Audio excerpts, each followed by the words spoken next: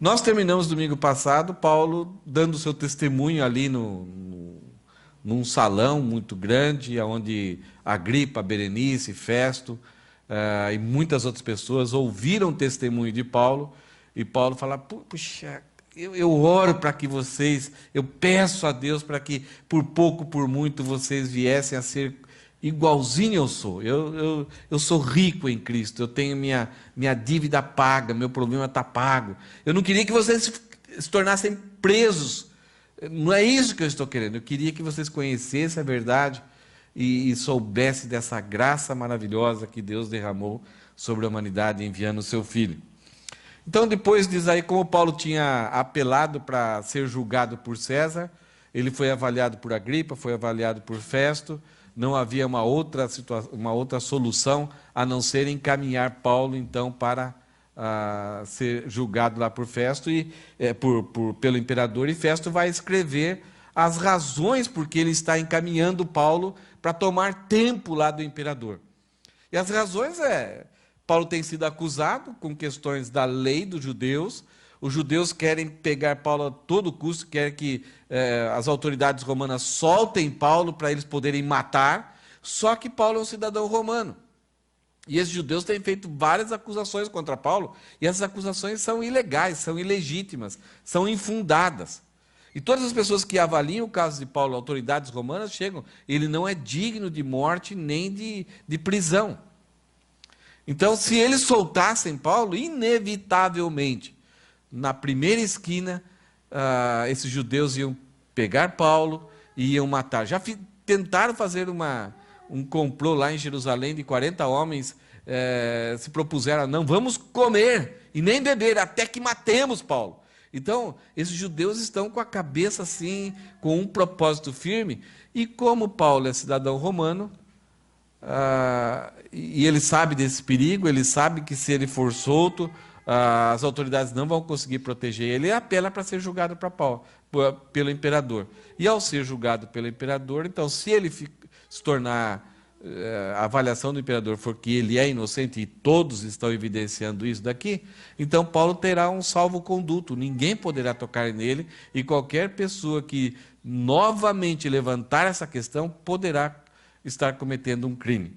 Então Paulo, não somente Roma era para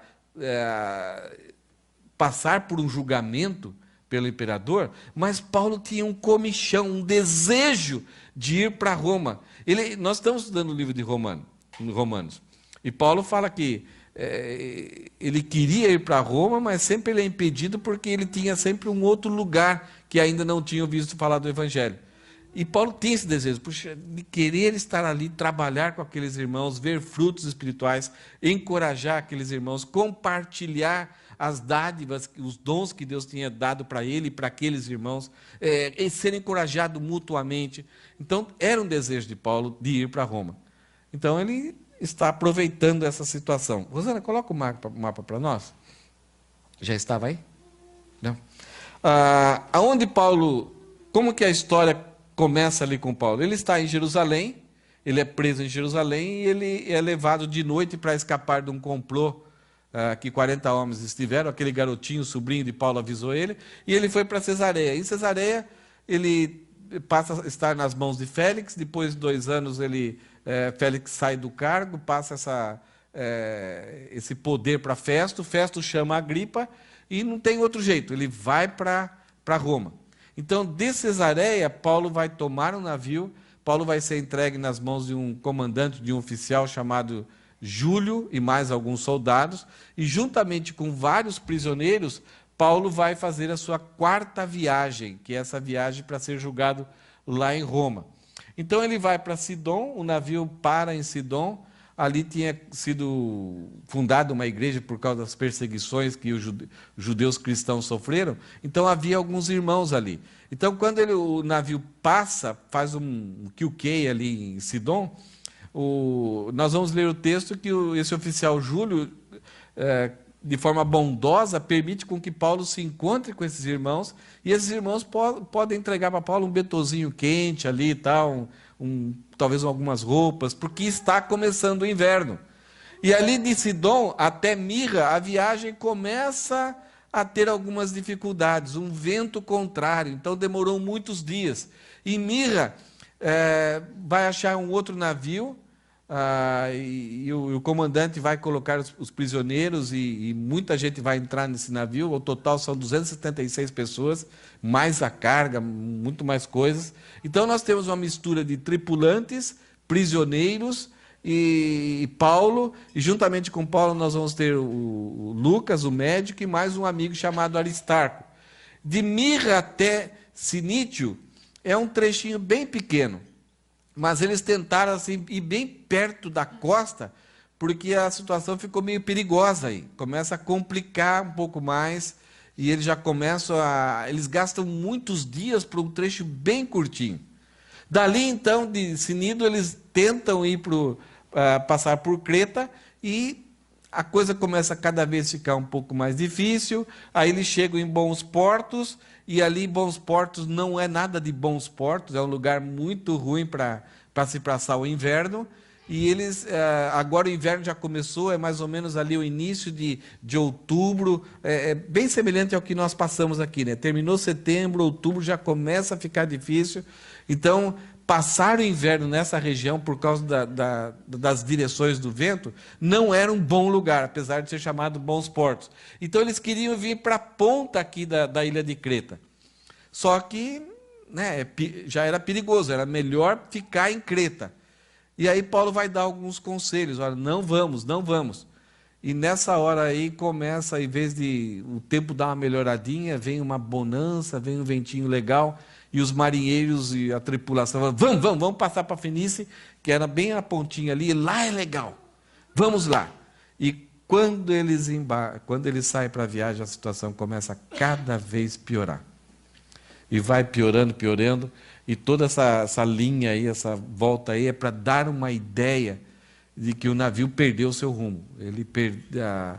Não se via mais sol, não se via mais estrelas, não se via mais a lua, não comiam, desesperados, eles começam a ter vários prejuízos, perder a esperança.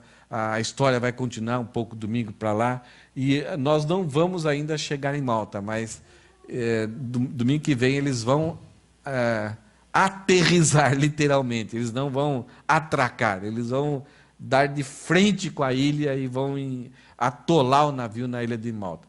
Mas esse período aqui de Creta, nessa metade aqui, a situação ficou bem feia, bem difícil. E quem narra essa história é Lucas. Ele não é um marinheiro.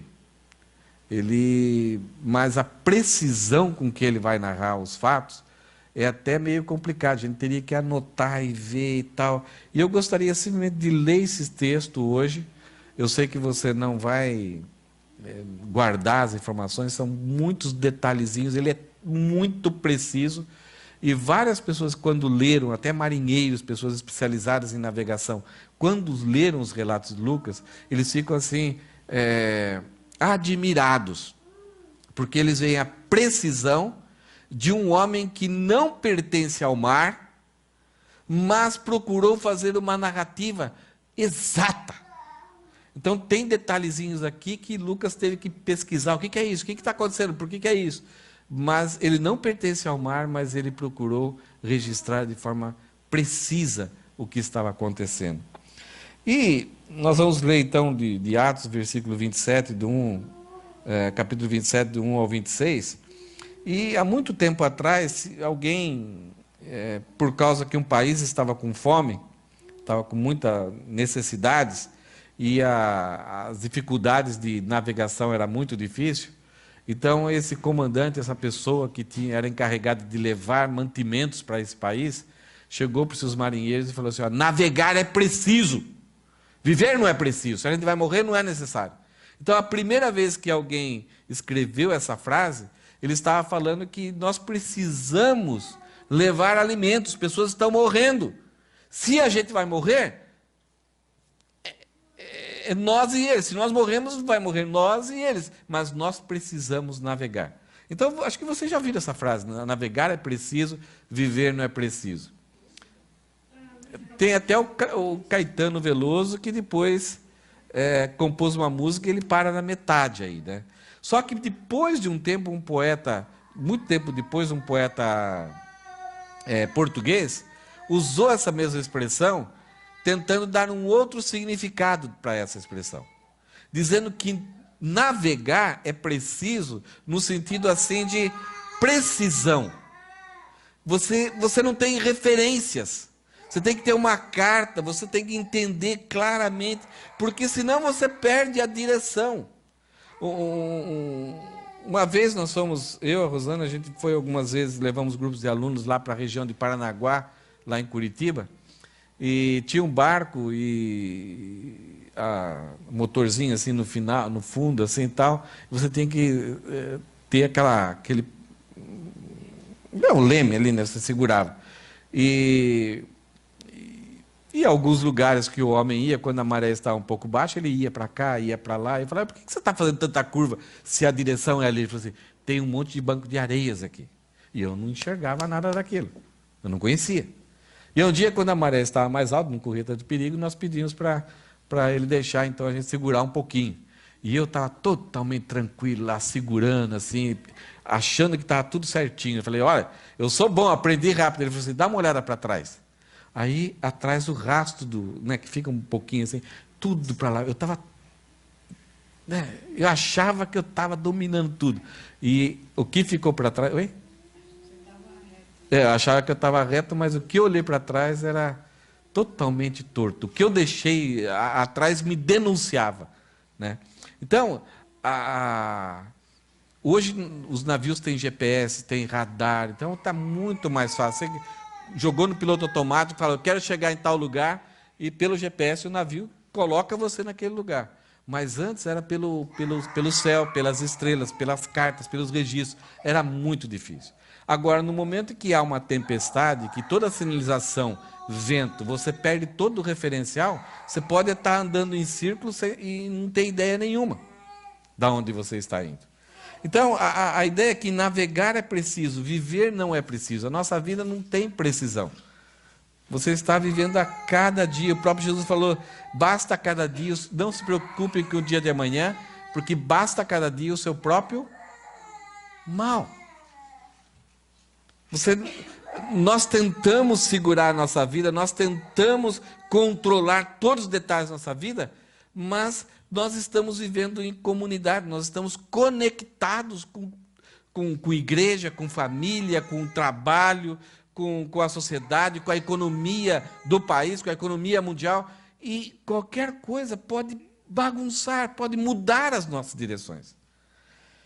Mas ouvir a voz de Deus, apesar de navegar, exigir precisão, e viver não ser preciso, ouvir a voz de Deus é sempre indispensável. É necessário. Precisamos. Em toda e qualquer situação, momentos de bonança, momentos de tranquilo, onde você vê o céu, onde você vê as estrelas, onde parece que está tudo garantido, tudo está direcionado, está tudo bem. Nesse momento você tem que se preparar e ouvir a voz de Deus.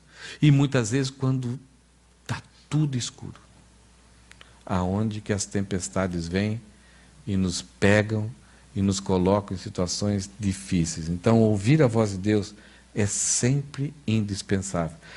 Me acompanhe aqui, vamos dar uma olhada, eu vou dar uma explicadinha, e no final, eu alistei várias ideias, várias lições que nós podemos aprender desse texto, várias reflexões.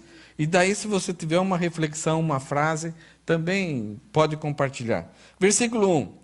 Quando chegou a hora, eles estavam lá em Cesareia, zarpamos para a Itália. Olha que viagem, né? Para a capital do mundo, que coisa legal. Mas Paulo não ia para fazer turismo, ele ia cumprir o seu ministério, mas principalmente ele ia para ser julgado.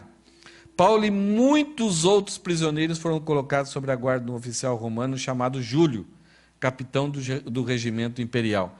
A maioria desses prisioneiros eram pessoas que tinham cometido algum crime contra Roma, e eles já tinham sido julgados, já tinham sido condenados para a morte, e eles estavam indo em Roma para alimentar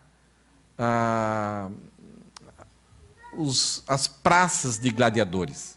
Eles seriam a diversão, acho que você já assistiu algum filme, de homens condenados, se tornavam escravos, iam para Roma para fazerem parte. Então, serem jogados aos leões, assim, para o povo se divertir. Era diversão. Era o futebol da época, era o beisebol da época. Então, o que tem hoje? Tem mais 10 ali lá de Jerusalém que estão vindo aí, e nós vamos ver eles ser devorados pelos leões, pelos tigres, os animais eles vão ser amarrados pelas mãos, os pés por alguns animais, então vamos assistir eles serem despedaçados. E aí eles vão lutar até um vencer, e aí o imperador vai dizer se vai viver ou não vai viver. Então era assim, era diversão, era o pão e circo da época para manter o povo ali pagando os impostos para Roma. Então muitos desses prisioneiros já estava garantida a morte deles. Eles só tinham mais um dia de vida, né? Então, para até chegar em Roma e serem a diversão para o povo. Aristarco, versículo 2, né? Aristarco, Macedônia e Tessalônia, nos acompanhou. Esse pronome nos aí dá a ideia de que Paulo, Aristarco, mais o autor do livro de Atos, que é Lucas, o médico. Então, Paulo foi acompanhado por essas duas pessoas. Eles não estão presos, eles estão indo acompanhando, ajudando, cuidando de Paulo, e foi permitido isso para eles. Partimos de um navio que tinha vindo do porto de Adramítio, no litoral noroeste da província da Ásia. Estavam previstas diversas paradas. Então, é uma viagem assim, que vai custar muito tempo. Em portos ao longo da costa. No dia seguinte, quando ancoramos em Sidom, Júlio demonstrou bondade a Paulo, permitindo-lhe que desembarcasse para visitar amigos e receber ajuda material deles. Então, o navio parou na cidade de Sidom, alguns crentes vieram ali e deram um bentozinho, deram comida, deram mantimento, tanto para Lucas, para Paulo, para eles enfrentarem a viagem. Versículo 4. Quando partimos de lá, fomos costeando a ilha de Chipre, devido aos ventos contrários, que tornava difícil manter o rumo. Então, a viagem que começou muito bem, cada vez mais ela vai se tornando um pouquinho mais difícil. Prosseguindo por mar aberto, passamos pelo litoral da Cilícia e da Panfilha, chegando a Mirra, na província de Lícia. Olha quanto nome, você decorou todos esses nomes já? Ali, o oficial no comando, Júlio, encontrou um navio egípcio de Alexandria que estava de partida para a Itália e nos fez embarcar. Então, chegou ali em Mirra, tinha um navio que vai para a Itália. Vamos lá, todo mundo entrando aqui nesse navio. E eles, então, passam a navegar nesse navio. Versículo 7.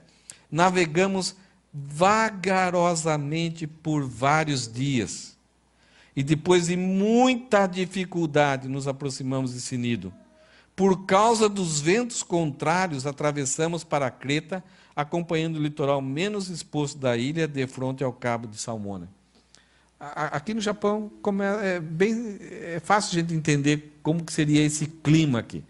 Começa a chegar esse final de outono, o vento começa a ficar mais forte. Eu moro no 13º andar e tenho um coletor de vento no quarto e na sala, e ele é um tanto assim fora da parede. Então o vento bate ali, assobia a noite toda. Se você abre um pouquinho da porta, você percebe aquele vento forte. Então essa época, final de setembro, outubro, assim, nós começamos a sentir um pouco isso, né? Agora, isso em terra. Agora, imagine o efeito disso no mar. Então, eles estão começando é uma coisa natural, uma coisa comum, né? Versículo 8. Costeamos a ilha com grande esforço, até que chegamos a bons portos, perto da cidade de Laséia. Havíamos perdido muito tempo. As condições climáticas estavam se tornando perigosas para a navegação, pois se aproximava o fim do outono, e Paulo tratou dessa questão com os oficiais do navio. Quem que tinha criado esse clima tão desfavorável que cada dia, cada hora começava a ficar pior? Quem que era o culpado por isso? Quem? Ninguém. Ninguém era culpado por isso. Faz parte da natureza, da época. É aquilo que Deus estabeleceu nas estações. Apesar da criação original talvez ter um controle, fatos um pouco mais favoráveis ao homem, depois da criação, depois da queda, a natureza se tornou um pouco difícil para o homem. O homem teve que começar a trabalhar e trabalhar contra espinhos.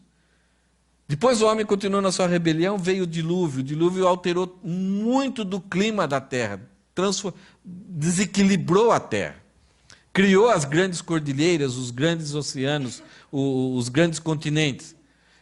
Mas mesmo assim, de acordo com aquilo que Deus estabeleceu no seu controle, ainda tem uma sequência anual, um ciclo anual de 4 estações. Então, muitas das coisas elas são naturais e cíclicas e normais. Mas, por causa dos defeitos do dilúvio, ainda a Terra está em acomodação. Então, as placas tectônicas, elas estão em movimento. Então, acontecem tragédias inesperadas, tipo o terremoto de Kobe, o tsunami em Fukushima, e algumas tragédias, alguns terremotos que acontecem de forma inesperada, mas por causa dos efeitos do julgamento lá de Deus sobre a humanidade, lá de Noé, e lá da queda de Adão ainda. Então, nós estamos desfrutando disso, de repente, explosões e vulcões. Então, há um sossego, um ciclo normal, mas algumas vezes surgem, então, esses cataclismas, essas tragédias, chuvas. De repente, no Brasil, alguns anos aí, estavam com falta de água por causa da seca. Esse ano, talvez, vai ter até sobra de água. Então, a energia elétrica pode ser que abaixe um pouquinho e a água abaixe. Só que, ao mesmo tempo, ontem, anteontem, na região de Santa Catarina, houve inundação lá em Santa Catarina, Florianópolis e algumas cidades lá. Então, há um certo controle natural cíclico, mas há uma certa surpresa em algumas situações. E aqui não era nada diferente. Era 5 de outubro, era uma época ali do Yom Kippur, e se sabia que a coisa ia complicar. E diante dessa naturalidade, olha só o que Paulo fala no versículo 10. Disse ele: Senhores, se prosseguirmos, vejo que teremos problemas adiante. Haverá grande prejuízo para o navio e para a carga, e perigo para a nossa vida. Paulo fez uma análise. Agora, quem é Paulo? É um estudante de teologia. É um cara que estava plantando igrejas. Era um judeu educado lá em Jerusalém. Quem é ele para dar palpite nessa hora? Você tem uma empresa de navegação? Não. Só que Paulo, alguns contam que ele tinha já feito viagens que totalizavam mais ou menos 5.500 quilômetros. Ele já tinha feito 11 viagens marítimas. E Israel era um país litorâneo. Então, muitas pessoas tinham contato com o litoral, com o mar, com histórias. Então, elas cresciam tendo essas informações sobre tragédias, sobre as épocas do ano, sobre os cuidados, o que se fazia e o que não fazia. Então, nesse momento, Paulo usou da sua experiência. Mas quem é ele? Ele é um prisioneiro. É um plantador de igrejas. E nesse momento, então, versículo 11, Júlio, o oficial, encarregado dos prisioneiros, ouviu o capitão e o proprietário do navio, o dono do navio. Ó, tem um rapaz aí, um prisioneiro, que está falando que a situação vai complicar. E tanto o capitão como o dono do navio falou assim: não, ele não entende nada, nós entendemos. É interessante que isso acontece na nossa vida, né? Nós temos muitas vozes. Para nós dirigirmos a nossa vida, para termos precisão na nossa vida, a todo instante nós estamos ouvindo vozes, de repente ficamos assustados. Opa, isso aqui me interessa, isso aqui deve ter a razão. Então nós toda hora estamos recebendo informações, opiniões, dicas, sugestões, e o nosso ouvido fica entupido de opiniões. E aí nós temos que, em algumas situações, dar ouvidos ou não.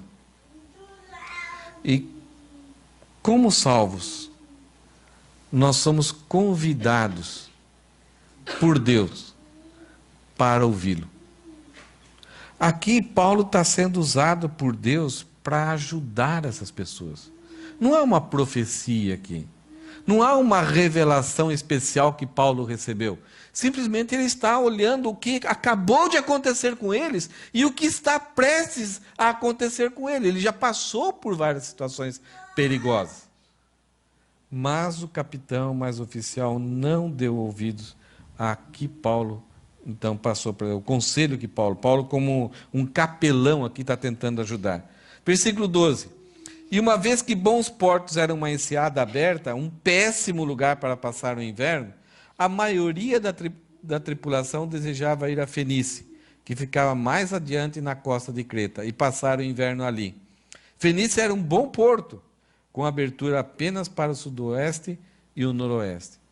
Então os marinheiros, não, aqui é complicado, aqui é ruim, mas vamos passar para lá. E Paulo falou, é melhor a gente ficar aqui. E aí o capitão, o oficial, preferiu ouvir a opinião do timoneiro e a opinião do dono do navio. E a situação complica. Por quê? A maioria da tripulação quer seguir à frente. E Paulo aconselhou, não vamos ficar aqui. E ali não era um bom lugar para passar o inverno. Mas ali na frente era. Então ficou essa situação. Olha, temporal, a coisa está ficando complicada. Lá é melhor, aqui é ruim. Nós queremos ir para lá. E de repente, sabe o que acontece que prejudica? É que parece que a situação ficou favorável. Isso que é difícil. Algumas vezes a gente sabe, Deus fala no nosso coração, a gente sabe o que é certo e o que é errado, e a gente fica, mas será que Deus está... essa palavra, esse conselho de alguém maduro, deve ser seguido ou não? E, naquele exato momento, abre-se uma oportunidade. As coisas parecem que ficam fáceis. E aí você fala, está vendo? É Deus abrindo as portas. Deus falou para Jonas, vai e prega para Nínive. Uma ordem, uma decisão dada categoricamente clara para Jonas. No livro de Jonas fala assim, mas Jonas dispôs o seu coração, ele pegou o seu coração e mudou para uma outra direção. Ele virou as costas para a voz de Deus e dispôs o seu coração para uma outra direção.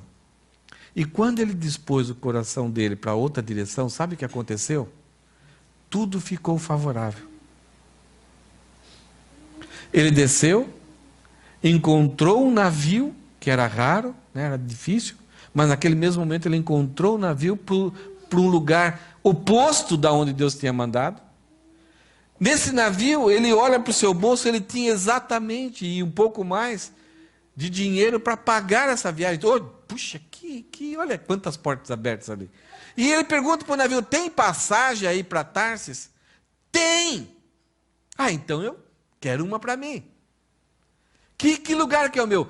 É lá no porão, ar-condicionado, fresquinho. E ele foi lá. E chegou, talvez tinha até alguns sacos lá de cereais que parecia aquela cama confortável e ele pôde estar ali deitado, um lugarzinho só para ele confortável. Portas abertas, situação favorável, mas um coração voltado contra a ordem clara de Deus. E agora, o conselho de Paulo, não vamos sair daqui. E agora, no versículo 13, fala que um vento leve, aquilo que parecia uma situação totalmente adversa, as adversidades, elas desapareceram, tudo se abriu, tudo ficou fácil. Então, quando um vento leve começou a soprar do sul, os marinheiros pensaram que conseguiriam chegar lá a salvo. Vai dar tempo! Olha só que legal, que sorte que a gente tem! Por isso levantaram âncora e foram costeando Creta. Versículo 14. Começa com que palavra? Mas o tempo mudou de repente. E um vento com força de furacão. Nós sabemos bem o que é isso. Chamado Nordeste, ou nas suas Bíblias está em Euroaquilhão. É um vento vindo de um lado e outro vento de outro lado, que eles se juntam mais com essa calor e frio, e a coisa fica feia. Esse vento, você não sabe para onde ele está soprando. Então, mas o tempo mudou de repente, um vento com força de furacão, chamado Nordeste ou Euroaquilão, soprou sobre a ilha de Creta e nos empurrou para o mar aberto. Versículo 15. Como os marinheiros não conseguiam manobrar o navio para ficar de frente para o vento, né, para o vento passar, então o vento batia de lado, imagine como ficou a situação. Desistiram e deixaram que fosse levado pela tempestade. Perderam todo o controle aqui. A desobediência, o não dar ouvidos ao conselho, fez com que eles não conseguissem mais endireitar, a coisa perdeu o controle, e agora eles desistiram, o esforço não adiantava mais nada. E agora vamos ver para onde nós vamos. Navegamos pelo lado menos exposto de uma pequena ilha chamada Cauda, onde com muito custo conseguimos içar para bordo o barco salva-vidas que viajava rebocado. Normalmente os navios tinham, então para não ficar, colocava um barquinho lá atrás, ele vinha assim, se precisasse ir para a praia, pegar alguma coisa assim, quando é mais raso, eles usavam esse barco salva-vidas. Só que esse barco salva-vidas estava batendo para tudo quanto é lado, então batia no navio. Então, com muito custo, eles conseguiram rebocar e trazer esse barco para dentro do navio, para não ser destruído, caso um momento pudesse ser necessário. Versículo 17. Então os marinheiros amarraram cordas em volta do casco do navio para reforçá-lo. Algumas cordas passavam por debaixo do navio, navio de madeira, então da popa para a proa, para que o navio, quando as ondas batessem, não se quebrasse, não se partisse. Então eles começaram a cingir, esse é o termo em algumas Bíblias, a colocar muitas cordas para proteger o navio para não ser destruído. Temiam ser arrastados para os bancos de areia de Sirte, diante do litoral africano. Nem sabiam onde estavam. Será que nós vamos para lá? Será que não vamos? Por isso baixaram a âncora flutuante para desacelerar o navio e deixaram que fosse levado pelo vento. Então jogaram vocês conhecem a âncora normalmente, aquelas âncoras de ferro, que elas vão para o navio, para o fundo. Então o navio arrasta, ele crava na areia, pega numa pedra e para o navio. A âncora flutuante é quando a tempestade começa a levar muito rapidamente o navio e ele pode ir para aquela região que eles temiam de ter o banco de areia. Então a âncora flutuante era muitas vezes feita de lona, de um pano bem grosso. Ela tinha uma boca muito larga, né, depende do tamanho do navio. Tem barcos pequenos que usam essa âncora menor. Ela tem uma boca circular e depois ela é como se fosse um funil, um gorro, né? Justo. É um tipo de coador de café com uma saidinha. Então entra muita água aqui e sai pouca água lá. Então ela vai e ela é amarrada, segurada no navio de um lado e de outro. Então vamos supor que aqui é a traseira do navio. Então é uma corda aqui, uma corda ali, para que o navio ainda mantenha uma certa direção e reduza a velocidade, para de repente não bater tão forte nas ondas. Então é uma forma de você ainda manter o rumo. Então eles começaram a usar isso. Versículo 18. No dia seguinte, como ventos com força de vendaval, furacão, agora vendaval, continuavam a castigar o navio, a tripulação começou a lançar a carga ao mar. Não ouviram o conselho, achavam que dava para chegar a salvo. Agora, com muito esforço, gastaram energia para salvar o barco salva-vidas. E agora, eles começam a lançar aquelas cargas que alguém confiou para eles. Que alguém pagou para eles levarem a outro país e lá então serem vendidas. Então, não somente eles não vão receber, isso vai trazer prejuízo para eles, porque eles não vão receber o custo, o valor do transporte que eles estão fazendo, mas eles vão se tornar responsáveis pelo preço dessas mercadorias.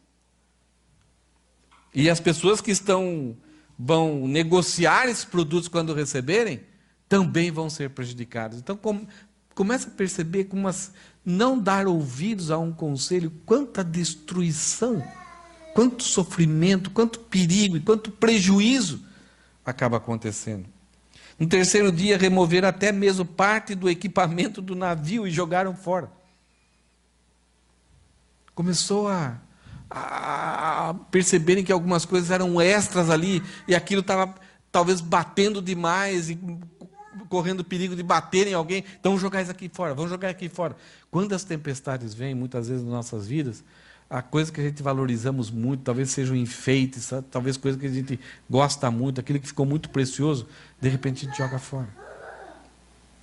A tempestade terrível prosseguiu por muitos dias, escondendo o sol e as estrelas, até que perdemos todas as esperanças. Quem que perdeu todas as esperanças? Lucas perdeu as esperanças?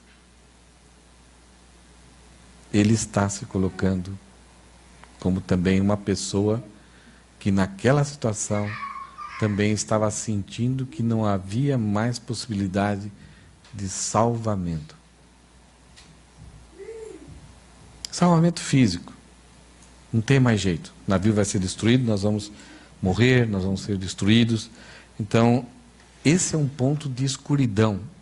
Eu acho que talvez você já passou por uma situação assim, né, de chegar um vendaval, uma tempestade na sua vida, e você começa a perder coisas, tudo, toda a sua energia, todo o seu esforço é para tentar, socorre aqui, você não para, é 24 horas por dia, você está dormindo, está pensando naquilo, e depois você tem que jogar coisas, ou perde, ou tem que vender coisas, porque aquela tempestade que está acontecendo na sua vida, e de repente aquilo que é o seu trabalho, o seu investimento, você começa a perder e ter prejuízo, prejudicando até, outras pessoas são prejudicadas também por causa dessa tempestade que está sobre a sua vida, e chega um momento que você fala, não tem mais jeito, acabou, não tem mais salvação. Talvez você foi agraciado até hoje de não ter que passar por uma situação, mas talvez você já contemplou alguém passando por isso, e você vê o desespero, vê essa situação que parece que fechou tudo. Versículo 21. Lucas relata que fazia tempo que ninguém comia. É interessante, as tempestades muitas vezes tiram de nós até a vontade, a capacidade, o tempo para nós fazermos refeições normais. De repente só passa ali no Combini, pega um cafezinho, pega um pão. A gente come para sobreviver. Não gasta mais tempo ali de sentar, desfrutar, se alimentar, descansar. Por fim, Paulo reuniu a tripulação, e disse: os senhores deveriam ter me dado ouvidos no princípio e não ter deixado bons portos. Você já passou por uma situação assim? Todos nós, eu acho que já passamos uma situação semelhante. Sabe, principalmente com quem? Ou com nossa mãe, ou com nosso pai. Quando ele chegava e falava, eu não te falei? Aí, viu? Bem feito. É alguém que fala, não faz isso, não faz isso, para de fazer isso. E a gente dá aquela escondidinha e volta a fazer. E de repente acontece, cortou o dedo, estragou tal coisa, aí vem aquela pessoa, eu não te falei? Todos nós conhecemos pessoas que de repente, jovens assim, né, que pede para Deus dar um namorado, um casamento, e aí de repente encontra, e muitas, olha, pensa bem, não é bom para você, conhece melhor. Não, mas é Deus, eu amo, Ele é o homem da minha vida, tal, tal. E daqui a pouco, casa, tem prejuízos, vida difícil, oprime, e aí alguém chega, eu não te falei? E Paulo fala assim, os senhores deveriam ter me dado ouvidos no princípio e não ter deixado bons portos. Teriam evitado todo esse prejuízo e essa perda. Paulo confronta eles. Eu sei que eu não sou marinheiro, eu sei que eu não sou piloto, eu sei que não sou dono de navio, mas eu tenho experiência. Vocês deveriam avaliar. A fé, ela é companheira da sensatez. Fé não é algo maluco, algo simplesmente sobrenatural e fantástico. Não, a fé, ela é amiga, companheira da sensatez. Eu vou daqui para Nagoya a 300 por hora. Eu tenho fé que nada vai acontecer de errado comigo. Vai. Então muitas pessoas se arriscam, colocam as suas vidas em perigo, diante de coisas que são sensatas, diante de coisas que são naturais e normais. E ainda querem que Deus, acham que eles têm fé para Deus os proteger. Arriscam sua vida, seu futuro, sua felicidade, em coisas que simplesmente são de bom senso, de sensatez. E tudo aquilo, quando Paulo conversou com eles, tudo aquilo indicava que não seria uma boa viagem. E eles eram homens experientes, mas um simples ventinho, uma simples bonança os atraiu. É uma porta aberta, vamos lá. Igual Jonas.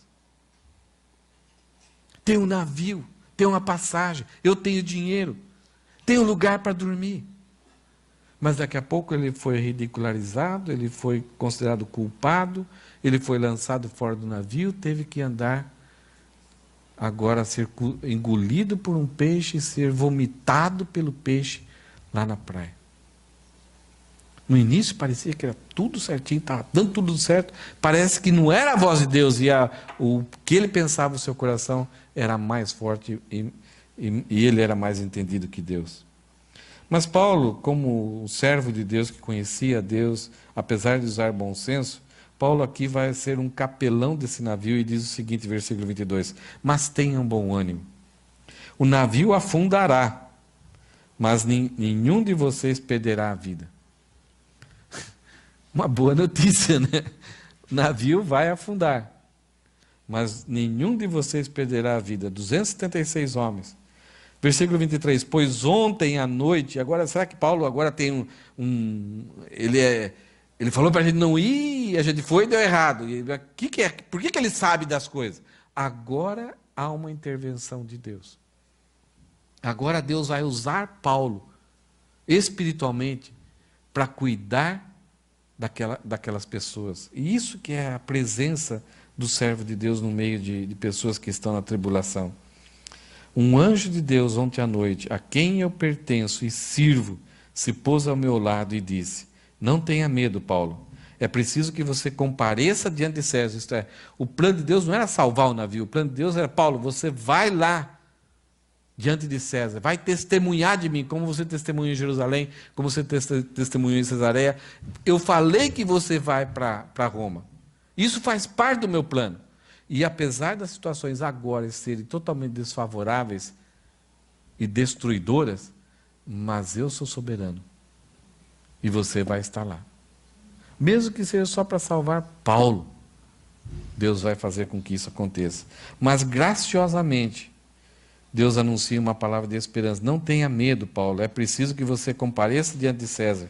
E Deus, em sua bondade e misericórdia, concedeu proteção a todos que navegam com você. Olha que graça de Deus aqui, né? Portanto, tenham bom ânimo. Eu creio em Deus, Paulo está falando. Tudo ocorrerá exatamente como ele disse. É necessário, porém, que sejamos impulsionados para uma ilha. É necessário, portanto, que nós sejamos jogados contra uma ilha. Que ilha? Uma que está aí à frente. Mas como você sabe que tem ilha aí? À noite. Vamos passar 14 dias dentro de uma tempestade, sem ver o sol, sem ver estrelas, sem ver nada. E agora?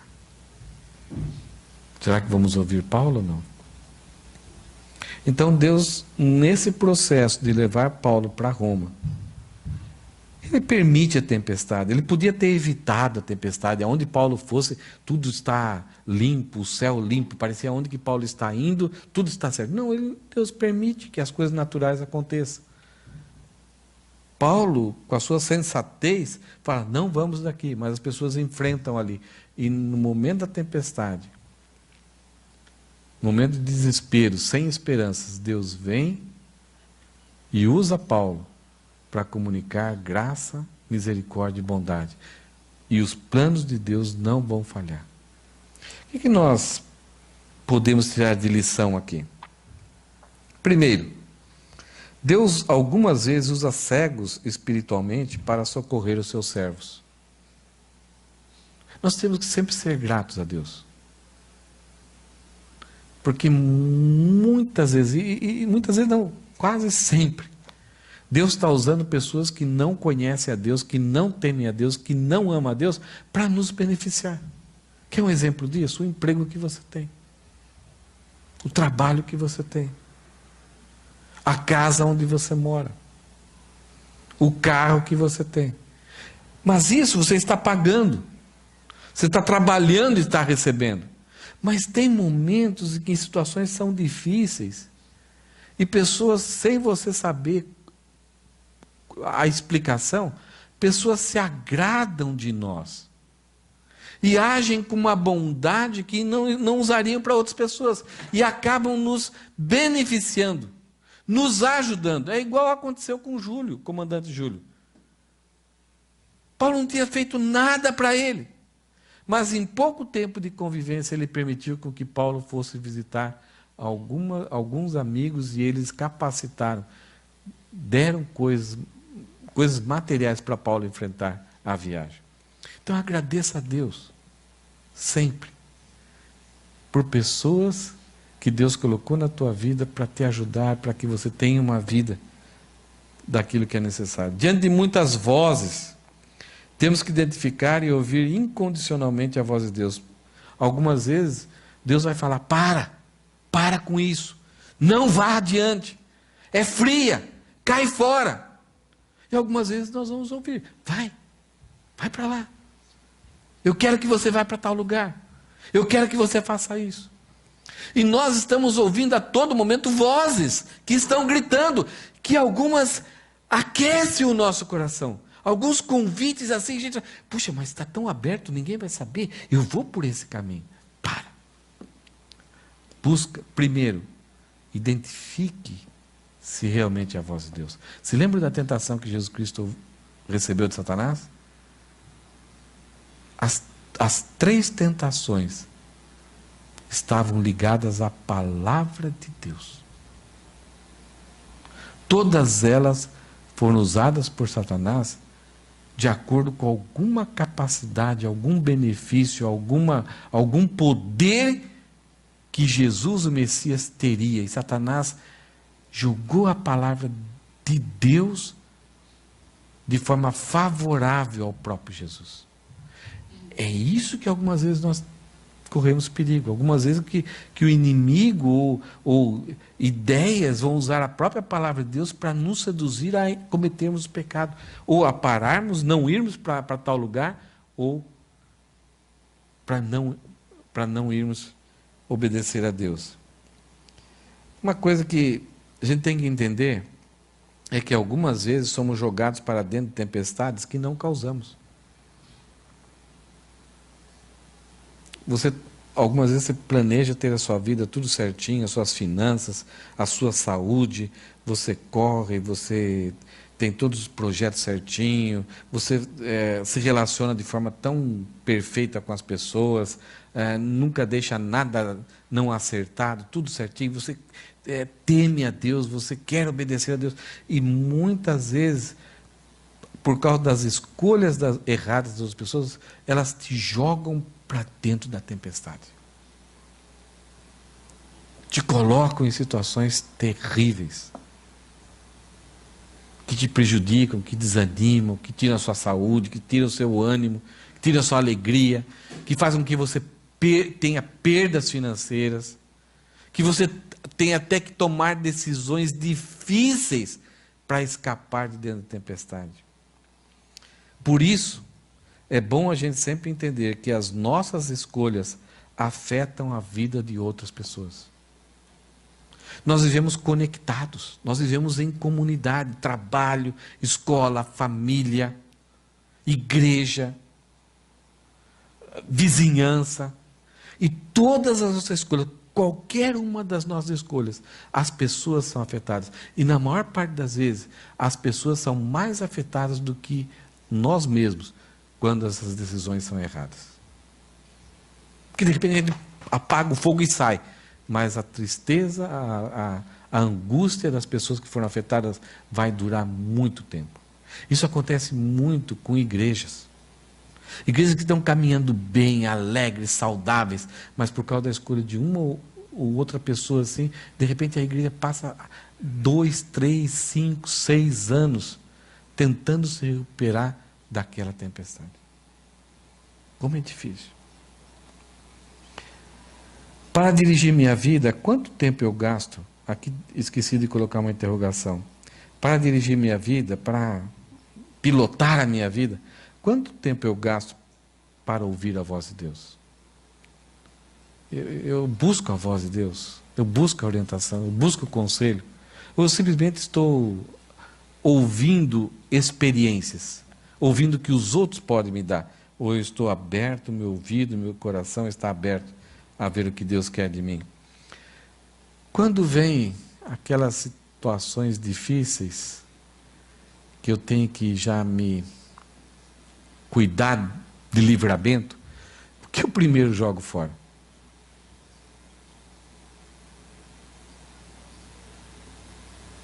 Ou, o que eu me agarro? E eu falo, isso daqui eu não solto. Isso vai definir muito aonde está o meu coração. Algumas vezes coisas que são essenciais, são importantes. É aquilo por qual devemos viver e não abrir mão. A gente abre mão com uma facilidade.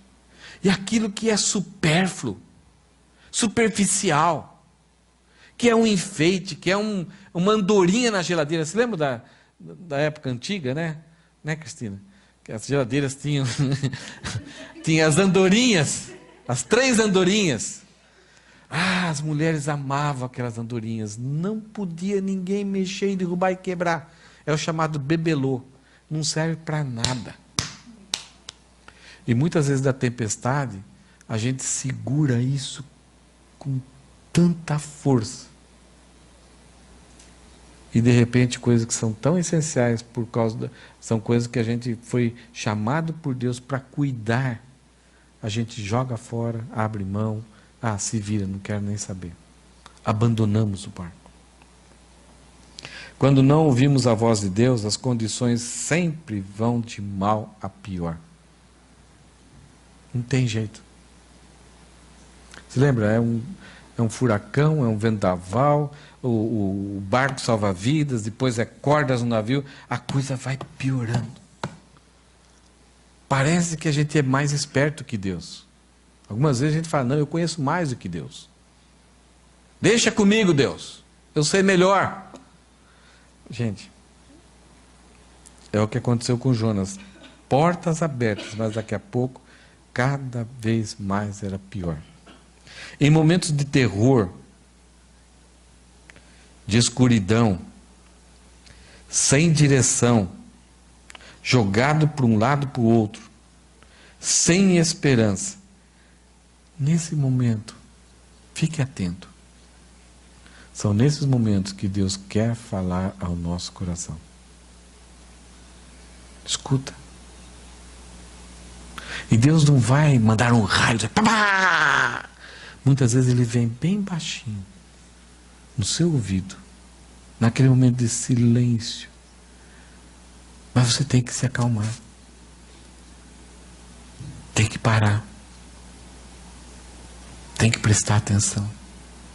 Tem que clamar. Depois que você já fez de tudo, não tem mais jeito, Deus fala, tá bom, então para agora. Deixa eu falar para você. E aí Deus traz esperança, Deus fala no nosso coração. Seremos usados como instrumento de redenção se realmente pertencemos e servimos ao Deus soberano. Se a gente pertence a Deus e servimos a Deus, muitas vezes nós somos colocados em tempestades que não somos os responsáveis por elas. Mas Deus vai nos usar para trazer redenção, para trazer esperança, para ajudar essas pessoas a sair daquela situação ou a enfrentar aquela situação. Paulo não chegou assim, eu, o apóstolo, declaro, decreto, tempestade, para! Não. Paulo falou, nós vamos bater numa ilha. O navio vai afundar. Mas Deus falou que nenhum de nós vai morrer, porque é necessário ir lá para Roma. É promessa, é plano dele. Então, quando nós servimos a Deus, nós estamos conectados com Deus e não abrimos mão desse relacionamento, Ele vai nos ajudar quando nós estivermos junto com pessoas que estão passando por dificuldade, com palavras de encorajamento, com palavras de esperança, com palavras de direção. Eu não posso dizer que sou de Cristo se não o sirvo, se não me submeto a Ele e se não amo a sua noiva. Tem muitos que falam, eu sou crente, eu sou servo de Cristo. Mas se eu não sirvo Ele, se eu não me submeto a Ele, não quero saber da voz dEle na minha vida, e não amo a noiva de Cristo, essa identidade está estranha. Paulo mostrava que ele tinha uma identidade, uma conexão. Então Deus usou ele para ser um instrumento de redenção. Deus confronta nossos erros. Deus não tem o propósito de passar a mão na cabeça, assim, não fica triste não. Deus fala assim, vocês deviam ter me ouvido. A primeira coisa que Deus vai falar, olha, vocês admitam o seu erro. E quando chegar diante de Deus, admita o seu erro. Não vá com conversa fiada. Não vá responsabilizando os outros.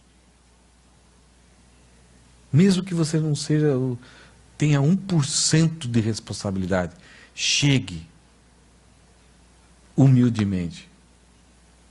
Assuma. Confessa. Não racionaliza. Não inventa a história. Não faça promessas para Deus. Deus, olha, eu estou numa situação, mas olha, se o Senhor me livrar, eu vou. Não. Encara a realidade e a sensatez do que você está passando. Deus confronta nossos erros, mas em amor nos consola e nos anima, confirmando seus planos eternos. Vai enfrentar, vai dar de cara com uma ilha, mas você vai para Roma. Como? Confia na minha palavra. Creia em mim. Deus é soberano sobre as tempestades. Nós precisamos entender isso. Deus é soberano. Nada escapa do seu controle. Na de Jonas, Deus criou aquela tempestade. Está tudo certinho. Deus criou aquela tempestade para disciplinar Jonas, porque o seu coração ficou contrário à direção de Deus. Aquela tempestade foi usada por Deus para trazer Jonas de volta, para mexer no seu coração rebelde e obstinado. Porque Deus tinha dado uma ordem para ele. Jesus chega para os discípulos e fala, vão na frente. E eles foram. 2 tempestades os discípulos tiveram experiência.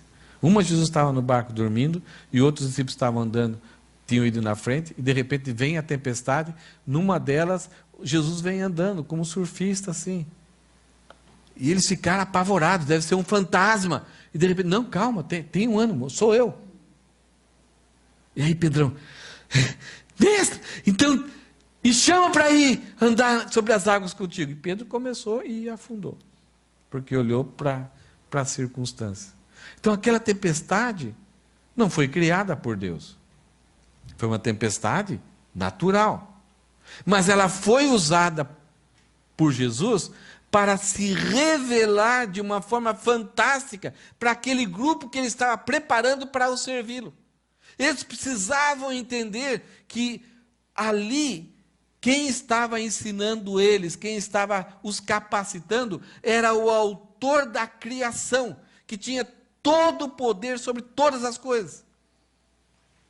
Aquele que, numa outra experiência, estava deitado e os discípulos se debatendo para salvar o navio, para não afundarem. E quando ele levanta, e os discípulos chamam até a atenção: você não está preocupado que a gente está afundando? E aí Jesus olha para a tempestade, para o mar, para o vento e acalma-te. E no mesmo instante, tudo se fez uma bonança. Então, para Jonas, a tempestade foi criada para trazer Jonas de volta. Para os discípulos, as tempestades aconteciam normalmente, mas Jesus usou para se revelar, para fortalecer, para ensinar os discípulos de quem ele era. E aqui, com Paulo, Deus não mudou em nada a tempestade. Ela não foi criada diretamente por Deus. E Deus não interviu, não fez uma ação sobrenatural, assim, fantástica. Não, as coisas aconteceram na sua sequência, na sua normalidade. Mas Deus usou Paulo para se revelar, para mostrar os seus planos, sua vontade. E antecipadamente, e através de Paulo, Deus mostra para aqueles homens que eles deveriam ter confiado e aceitado a opinião de Paulo. E agora, antecipadamente, como uma profecia, esses homens vão entender a ação do poder de Deus. Paulo vai começar essa viagem como prisioneiro. Aí, hoje, ele se tornou um capelão. Daqui a pouco, ele vai se tornar o comandante do navio. Domingo que vem, ele vai se tornar o comandante desse navio. E depois que eles entrarem em Malta, na ilha de Malta, eles baterem na ilha de Malta, vai acontecer uma situação que vão achar que ele é até Deus. É isso que muitas vezes acontece com o servo de Deus que tem um compromisso sério com Deus. Ele pode ser colocado, ser conduzido como se fosse um prisioneiro, pessoas conduzem, colocam ele na tempestade, mas como ele tem essa ligação com Deus, ele vai ser uma pessoa que vai aconselhar. Nem sempre vai ser ouvido, muitas vezes as suas ideias vão ser rejeitadas, mas em determinado momento, por causa da veracidade, da integridade da sua vida, ele pode ser colocado até como um comandante, um capitão, uma orientação, um líder daquele grupo. E por causa da ação de Deus na vida dessa pessoa que teme a Deus, as pessoas vão até achar que ele é um homem de poder. E nada mais é do que uma pessoa que está sendo usada por Deus.